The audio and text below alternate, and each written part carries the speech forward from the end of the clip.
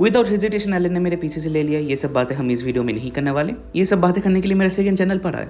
Anyways, आज के video totally paper analysis and subject related बात होगी, मतलब पढ़ाई की और काम की बातें रहेगी। जिन लोगों ने पेपर एनालिसिस करा है उनको एक पॉइंट ऑफ व्यू मिलेगा कि भाई उनसे कोई चीज़ें छूट जा रही है या नहीं, एंड मुझे भी मिलेगा क्योंकि आप लोग कमेंट करके बताओगे कि मैंने ये पॉइंट छोड़ के रखा है। एंड जिन लोगों को पेपर एनालिसिस करना नहीं आता उनको भी देख के एक आइडिया मिलेगा कि करना कैसे रहते हैं। एंड जो लोग मान लो पेपर एनालिसिस कर लिए हैं एंड उनको बस रिलीफ के लिए चाहिए एंड रैंटिंग वाले वीडियो चाहिए, तो वो मेरे सेकंड चैनल पे जाके देख लो, रिलैक्स हो जाओगे। एनीवेज, वीडियो स्टार्ट करते हैं। तो फर्स्ट ऑफ ऑल बात करते हैं कि क्वेश्चन लेवल के बारे में। अब देखो, एलिन का क्वेश्चन का लेवल हमेशा एक साइमल्टेनियस क्या रहता है, साइमल्टेनियसली वो एक सेम लेवल बरकरार रखते हैं। दैट्स लाइक स्टैंडर्ड, या फिर मैं जिसको बोलता हूँ कि Kota level standard. It's not like कि बहुत हार्ड, लाइक आकाश के स्टूडेंट से पूछोगे वो बोलेंगे बकवास है, न्यूलाइट के स्टूडेंट से पूछोगे वो बोलेंगे बहुत अच्छा है, मतलब बहुत टफ है। So it depends person to person. जैसे मैं अपने पॉइंट ऑफ व्यू से बोलूँ, आज था 11th का फुल सिलेबस टेस्ट, जैसे कि आप लोग देख रहे हो। एंड फुल सिलेबस टेस्ट में क्या है कि 11th मेरा बहुत वीक है। आप तीनों सब्जेक्ट, मतलब केमिस्ट्री बोलो, फिजिक्स बोलो, बायो बोलो, तीनों ही मेरे वीक हैं। तो मेरे पॉइंट ऑफ व्यू से डेफिनेटली मेरे को क्वेश्चन स्टैंडर्ड से तो काफ़ी टफ ही लगा, टफर साइड या फिर लेंदियर साइड में लगा। बट जो लोग मान लो पढ़ के रखे हैं, जैसे मैंने अपने टेलीग्राम ग्रुप में डाला था कि क्वेश्चन कैसा था, तो बहुत लोगों ने बोला कि क्वेश्चन उनके हिसाब से इजी था। So it depends person to person. So Allen का जो स्टैंडर्ड लेवल रहता है वही बरकरार था, एंड मैं सब्जेक्ट वाइज चीज़ें डिस्कस करने भी वाला हूँ।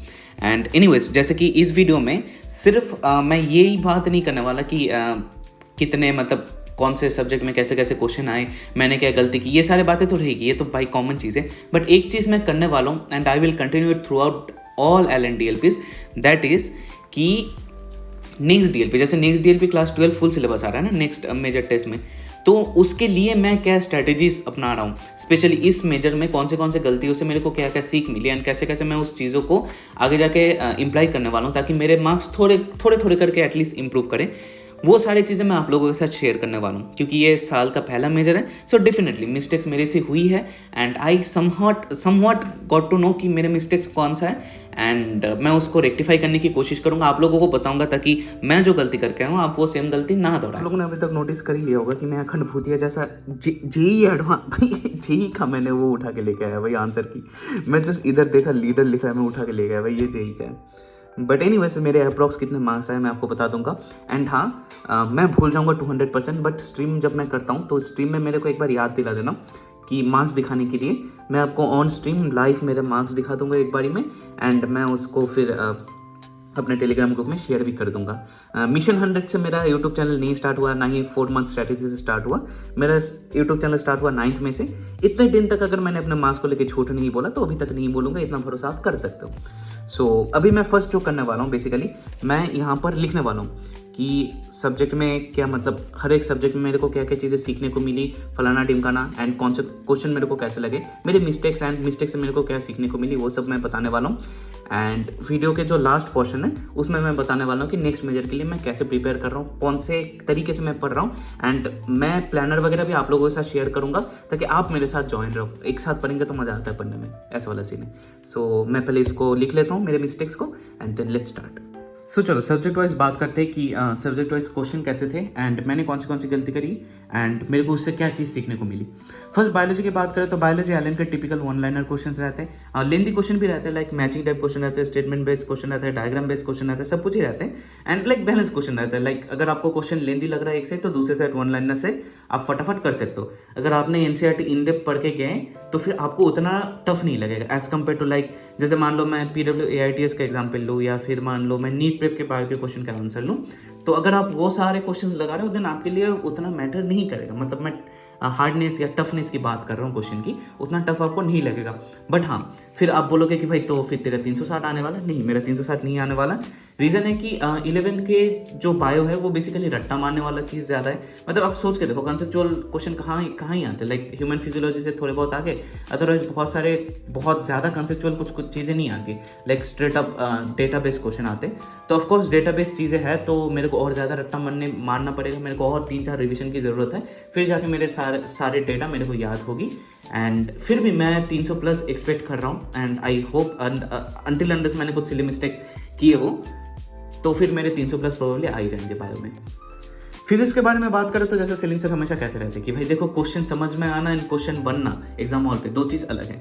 तो मेरा ऐसे ही कुछ हुआ था थर्मल फिजिक्स के साथ। थर्मल फिजिक्स मेरे को समझ कंसेप्चुअली मैं सारी चीज़ों में क्लियर था, बट क्वेश्चन करने में लाइक या तो सॉल्व करने में या तो फिर मैं ऐसा करता है ना कि जैसे मान लो कोई एनएलएम या फिर काइनेमेटिक्स मान लो, वो आप इतने बार करते हो कि बीच में जो रहते हैं ना कि लेंथी स्टेप्स वगैरह वो सारा आपको करने की जरूरत नहीं पड़ती, क्योंकि आप इतने प्रैक्टिस करके आए हो। You can just directly solve question and correctly without doing silly mistake.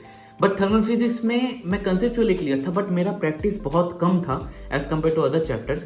इससे हुआ क्या कि यार नहीं हुआ, मतलब मेरे को टाइम बहुत ज़्यादा लग रहा था एंड बहुत ही ज़्यादा टाइम लग रहा था, या फिर सोचने में टाइम लग रहा था या फिर सॉल्व करने में टाइम लग रहा था, और रहता ना हाथ में नहीं आ रहे थे क्वेश्चन। सो मेरे लिए फिजिक्स बहुत मतलब जितना ना क्वेश्चन लेंदी था, फिजिक्स थोड़ा लेंदी था कुछ क्वेश्चन, बट जितना लेंदी था उससे 10 गुना मेरे को ज़्यादा लेंदी लगा, बिकॉज ऑफ जो चीज़ मेरे को आती थी वही करने में मेरे को बहुत टाइम लग रहा था। एंड SHM एंड वेव ये मेरा खत्म होकर रखा है, इसको मेरे को प्रॉपरली शुरू से करना पड़ेगा। एंड अगर मैं दूसरे चैप्टर की बात करूँ, रोटेशन तो मेरा वीक है, तो रोटेशन, फ्लूइड मैकेनिक्स, ये बड़े बड़े चैप्टर्स हैं, इनको मेरे को कंटिन्यूअस रिविजन के अंदर रखना पड़ेगा एंड क्वेश्चन प्रैक्टिस करना पड़ेगा। एंड लाइक NLM एंड बाकी जो छोटे छोटे चैप्टर्स है like centre of mass, circular motion and solid valid वगैरह, तो वो सारे लाइक ठीक ठाक है, मतलब क्वेश्चन प्रैक्टिस रिवीजन में रखना पड़ेगा, बट ऐसा उतना सोचने के लिए कुछ नहीं है। बट ये जो बड़े बड़े चैप्टर्स है, specially thermal physics, SHM wave, इसमें मेरे को थोड़ा ध्यान देना पड़ेगा। एंड आगे भी मैं इस चीज़ को ध्यान में रखने वाला हूँ कि भाई ओवर कॉन्फिडेंस में नहीं उड़ना है भाई। तुम भले ही तुमको चीज़ें आती हो, फिजिक्स आती हो, बट फिजिक्स आना एंड क्वेश्चन बनना इज अ डिफरेंट थिंग। ये मेरे को आज प्रॉपरली पता चला। अब बात करते हैं केमिस्ट्री के बारे में। तो केमिस्ट्री में, ऑर्गेनिक केमिस्ट्री के लिए तो मेरे को बताने की कोई ज़रूरत नहीं है, तो मैं महापंडित हूँ ऑर्गेनिक केमिस्ट्री में। भाई पता नहीं भाई वो ऑर्गेनिक केमिस्ट्री भी मेरी मौत के कारण बनेगी। एनीवेज मजाक से, मतलब ऐसे बकवास बातें करने से कोई फ़ायदा तो नहीं होने वाला।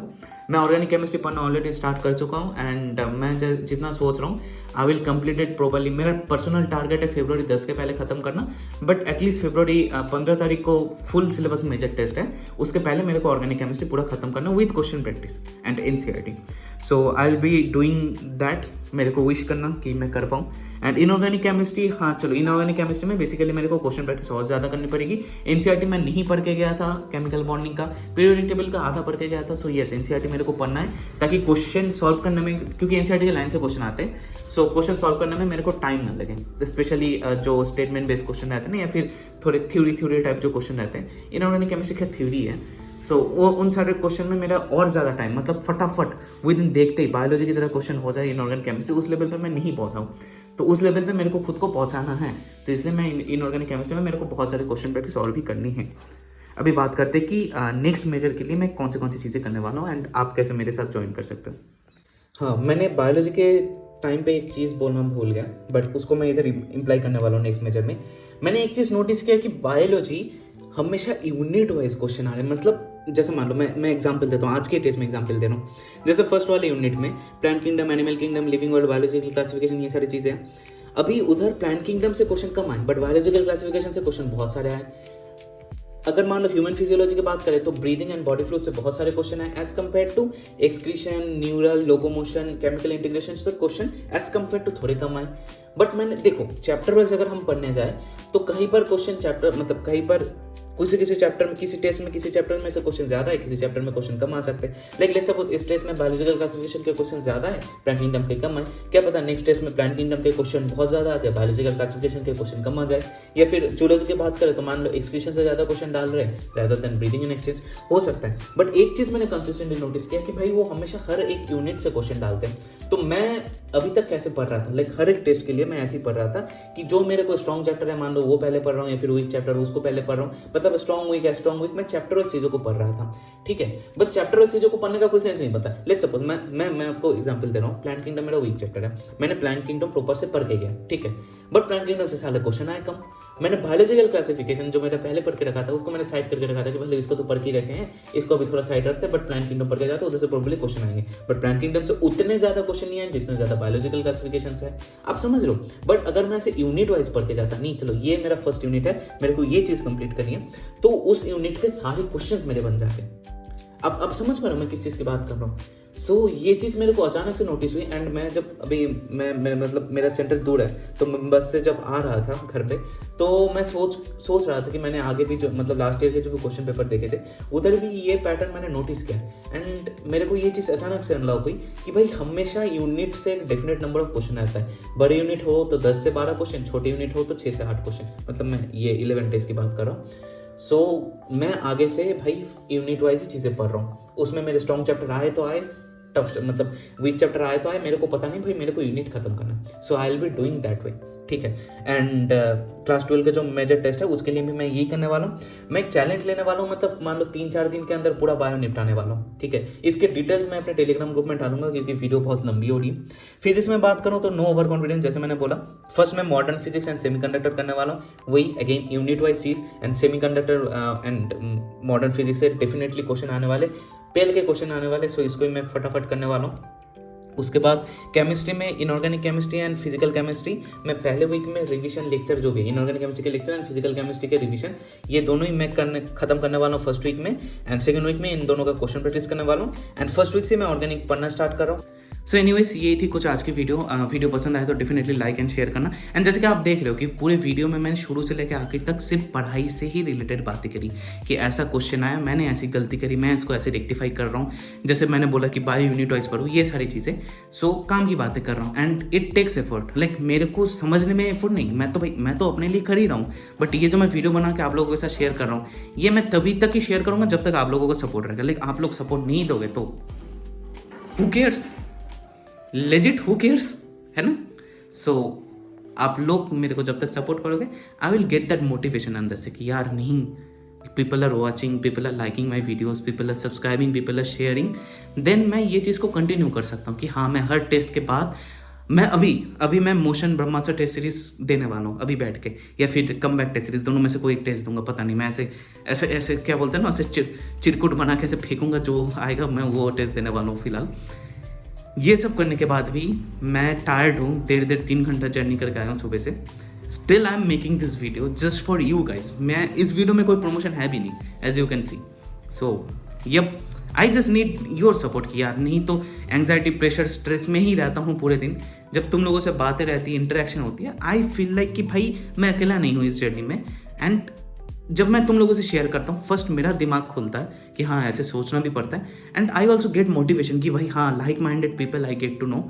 एंड वो लोग मेरे बातों को समझ पाते, नहीं तो भाई नहीं समझ पाते। तुम्हारे जो लोग नीट के लिए नहीं तैयारी कर रहे, वो तुम्हारे बातें नहीं समझ पाते। That's the harsh truth. So what ever I feel like I share with you guys, I just want a little bit of support, और कुछ नहीं, बस इतना ही बोलना था। And thank you guys.